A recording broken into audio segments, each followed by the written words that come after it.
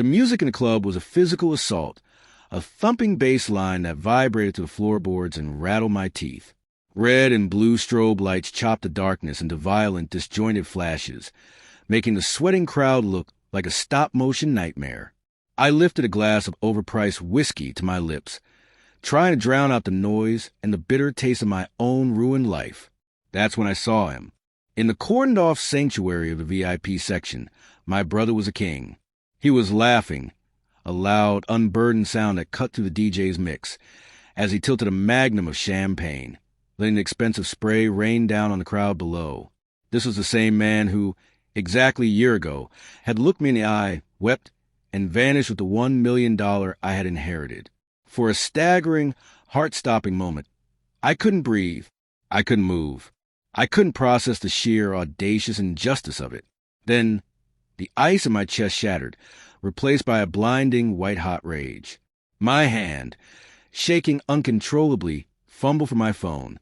I unlocked the screen, pointed the camera straight at his smug, victorious face, and hit the record button. This was the moment I stopped mourning and started hunting. My name is Mike. I'm 45 years old, and until a year ago, I thought I understood loyalty. It all happened like this. On a rainy Tuesday night, my brother Ethan showed up at my door, looking utterly broken. His tailored suit was rumpled, his eyes red and wet with what I thought were genuine tears. He swore his business was collapsing, claiming he was on the verge of greatness, but needed a bridge to survive the month.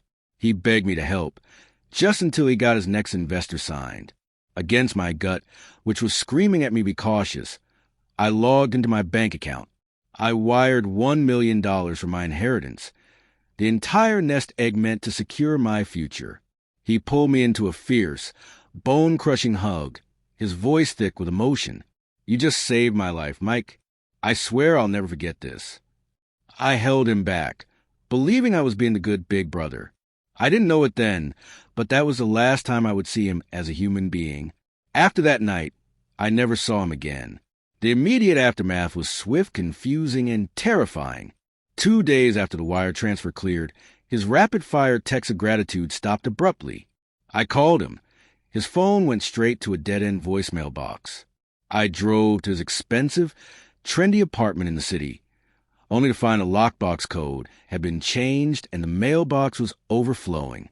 A sinking, horrifying feeling of dread began to pool in my stomach. The next morning, I drove out to the glass and steel office building where his company was supposedly headquartered.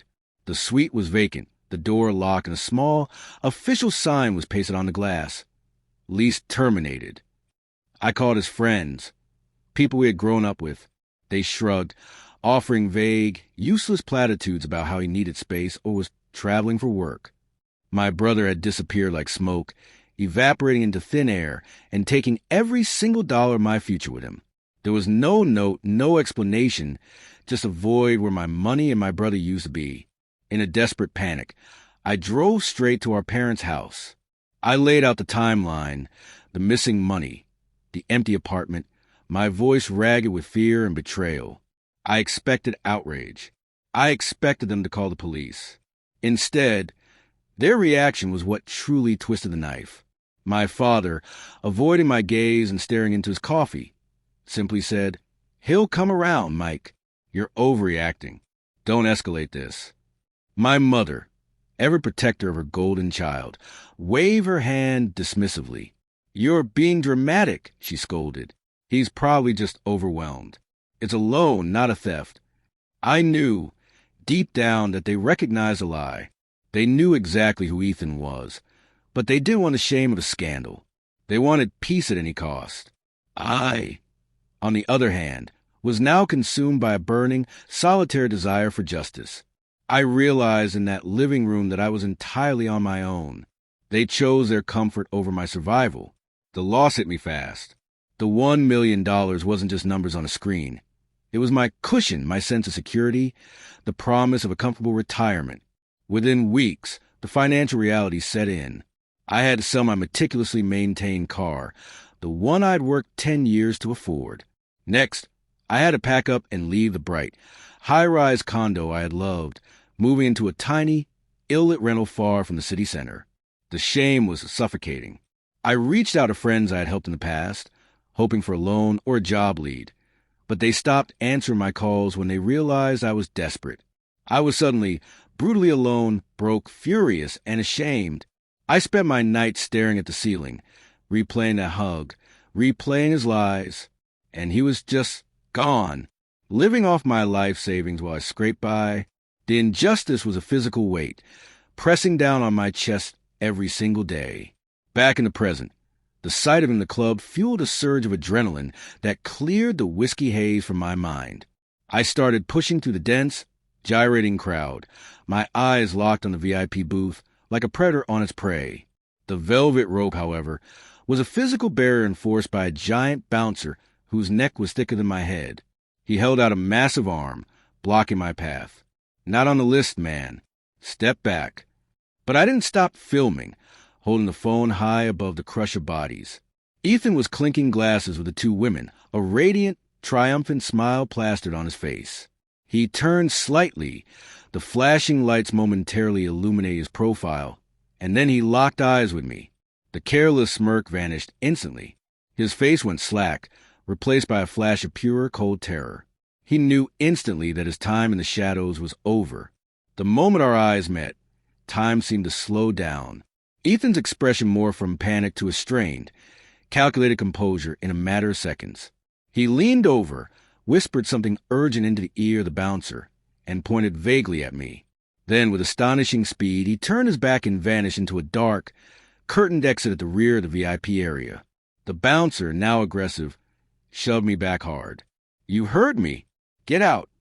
I roared back, shoving my way through the bodies on the main floor, ignoring the indignant protests of the people I knocked over.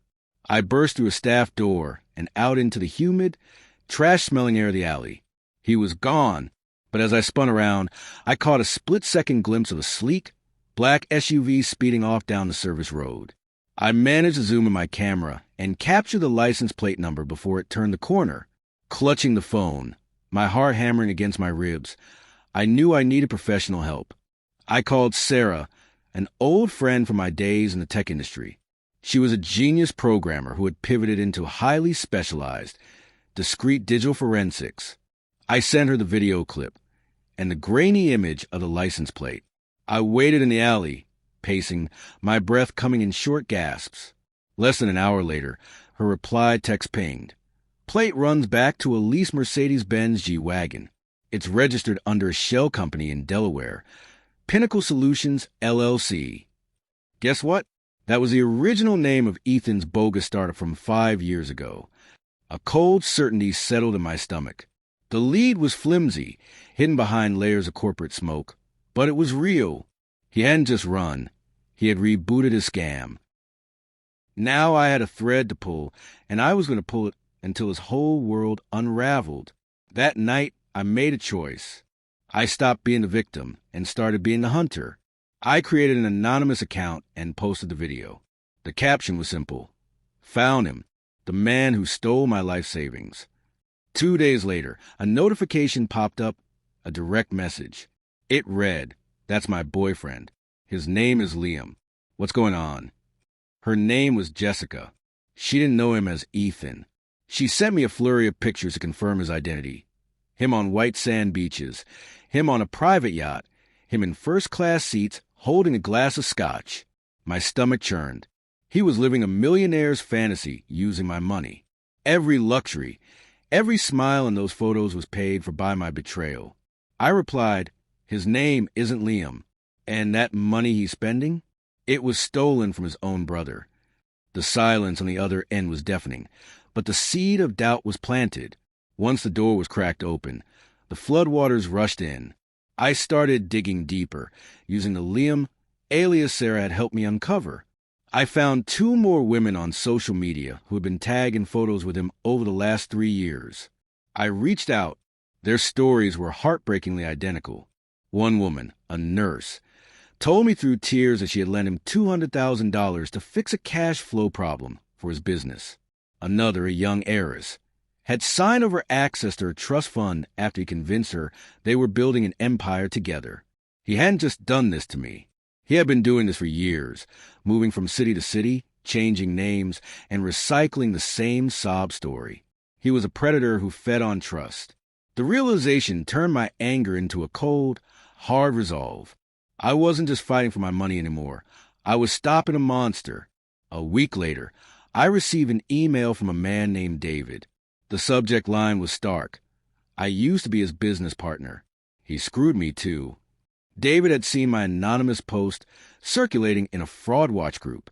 He handed over a digital treasure trove, screenshots of conversations, forged contracts, and the fake investment decks Ethan used to woo victims. He's not a businessman, David wrote. He's a professional con artist. He builds these fake companies, gets the money, and then dissolves the LLCs before anyone can sue. Reading through the documents, I saw the sophistication of his lies. He created fake websites, fake employee profiles, even fake bank statements. My brother wasn't a desperate man who made a mistake. He was a calculated architect of ruin. This evidence was the ammunition I needed, but I knew the legal system would be slow. I needed to be faster. I took everything to a high-powered lawyer, Ms. Chun. She reviewed the case file, her face unreadable. "Here's the problem, Mike," she said, leaning back. Without proof of fraud at the exact moment of the transfer, the law views this as a bad loan between family members. It's a civil dispute, not a crime. My heart sank. He stole $1 million. I argued. She tapped the file. "I know, but we need to prove intent. We need to prove he never intended to pay you back, and that he misrepresented the business to get the money." She paused, looking at David's files. "However, with these past patterns and the fake decks, we are close. We need a smoking gun. We need to catch him in a lie that is undeniable." I left her office frustrated but focused. I didn't just need to sue him. I needed to destroy his credibility. David came through again. He had managed to trace the IP address from one of Ethan's recent business emails to a physical location. It was in the suburbs, a gated community known for privacy and wealth. I drove there the next morning, my knuckles white on the steering wheel. I parked down the street and waited. Hours passed. Then the garage door opened. There he was, walking a purebred dog, wearing expensive gym shorts, checking his smartwatch. He looked healthy, happy, and completely unburdened by conscience. He was living like nothing happened. He was living the American dream on the ashes of my life. The sight of him so casual, so comfortable, made me want to scream. But I didn't. I waited until he looped back toward the house. I got out of the car and started walking up the driveway. It was time to break his peace. I stepped into his path just as he reached his front door. "You owe me $1 million, Ethan." He froze, the color draining from his face.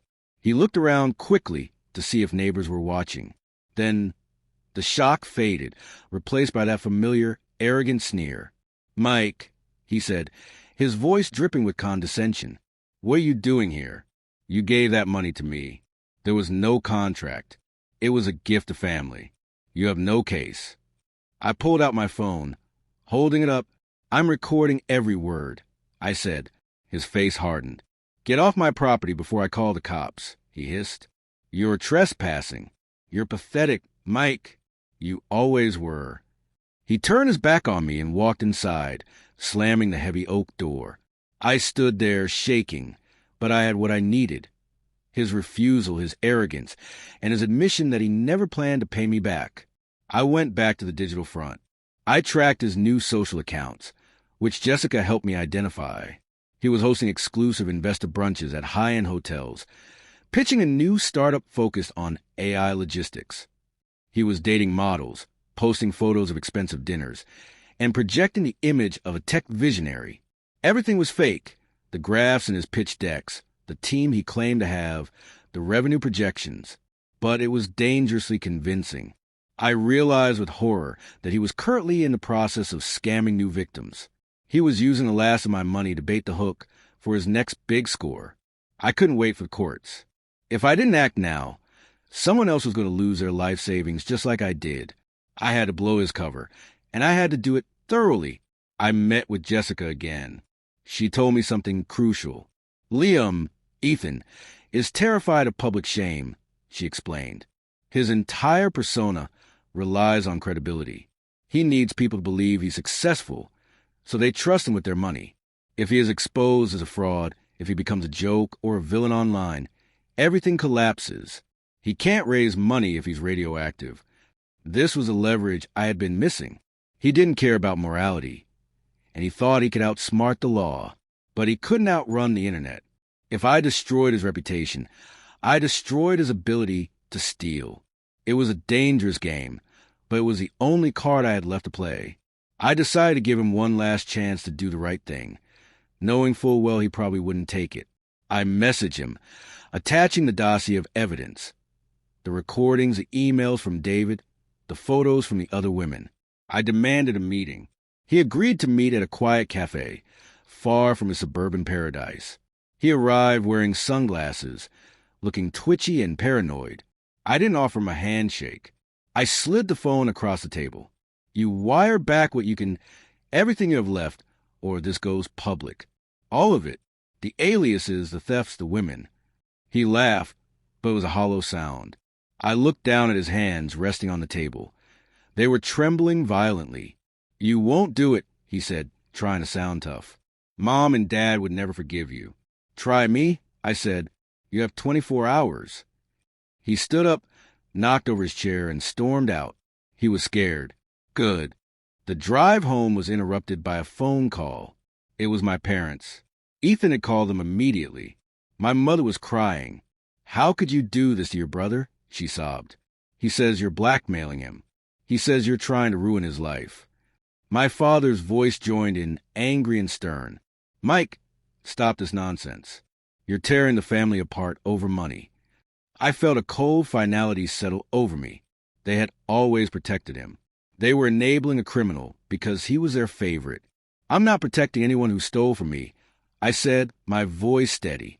He is a thief, and you are helping him. Don't call me until you're ready to hear the truth. I hung up the phone and blocked their numbers. It was the hardest thing I'd ever done, but I was done being the sacrificial lamb for their false peace. The 24-hour deadline passed in silence. He didn't pay. He didn't call. He thought I was bluffing. I wasn't. I posted the full video titled, My Brother Borrowed $1 million and Disappeared. I included everything, the club footage, the testimonials from the other women, the fake documents from David. It blew up instantly. The internet loves a villain, and Ethan was the perfect antagonist. Thousands of comments poured in. The video was shared on major platforms, picked up by fraud watch communities, and eventually local news outlets. Other victims I hadn't even found came forward in the comments, sharing their own stories of Liam or Evan or Mark.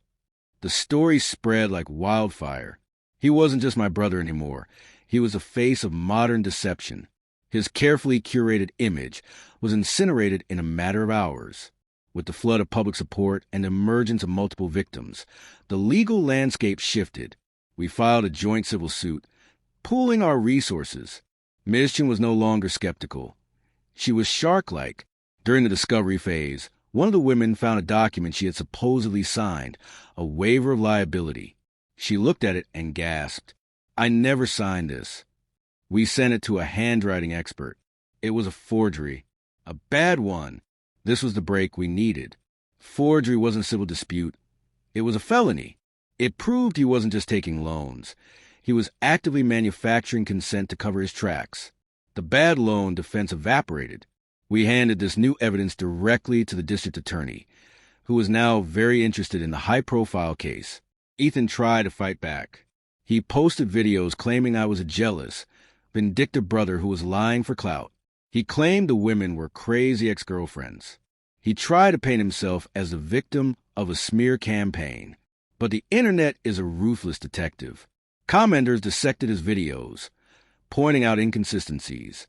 They found his old mugshots from minor scrapes he'd hidden. They geolocated his office to a virtual mailbox service. The narrative he tried to spin collapsed under the weight of the truth. Every time he posted, the backlash was more severe. He was losing the court of public opinion, and he was losing it badly. He shut down his comments, then his accounts. The silence was his admission of defeat. The final nail in the coffin came from an unexpected place. One of the victim's lawyers discovered that Ethan was actually on probation from a fraud case in another state 7 years ago, a record he had managed to keep buried. By crossing state lines to commit new fraud and forging documents, he had violated that probation. The authorities moved in. He was arrested at a business event he was foolishly still trying to host. The cameras were rolling as the police walked him out in handcuffs. He looked small, pale, and utterly defeated. It wasn't the triumphant scene I had imagined. It was just sad, but it was justice.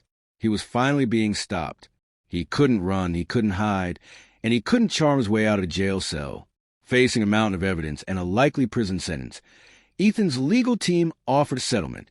He would liquidate his assets, the house, the cars, the hidden accounts, and distribute the funds among the victims in exchange for a plea deal on the criminal charges. I sat in the conference room as the offer was read. I wouldn't get the full $1 million back. He had wasted too much on champagne and jets. But I would get enough to clear my debts, buy a home, and restart my life. More importantly, the other women would get paid back, too. We accepted. It wasn't a total financial victory, but it was a moral one. We had stripped him of his ill-gotten gains and forced him to account for his actions. The media storm eventually faded. The reporters stopped calling. My phone stopped blowing up with notifications. Life got quiet again, but it was a good quiet. I moved into a small, comfortable place by the water, far away from the noise of the city and the memories of the past year. I bought a used car, put money in savings, and started consulting again. For the first time in a year, I didn't wake up with a knot of anxiety in my stomach. I slept without hate in my chest. I had stood up for myself, and I had won. The anger that had fueled me for so long finally burned out, leaving behind a sense of calm resilience. I was scarred, yes, but I was free. One evening, as I sat on my balcony watching the sunset, my phone buzzed. It was a text from a number I didn't recognize, but I knew who it was. It was sent from a temporary phone, likely smuggled or borrowed. You ruined everything. I hope it was worth it. I looked at the words. There was no apology, no remorse, just the same selfishness that had started this whole nightmare. I didn't feel angry anymore. I just felt pity. I didn't reply. I deleted the message, blocking the number. Then, I opened my social media one last time. I posted a video of the calm waves hitting the shore. The caption was simple. He took $1 million from me. I took his entire reputation. Now I'm taking back my peace. I put the phone down and watched the sun dip below the horizon. The story was over.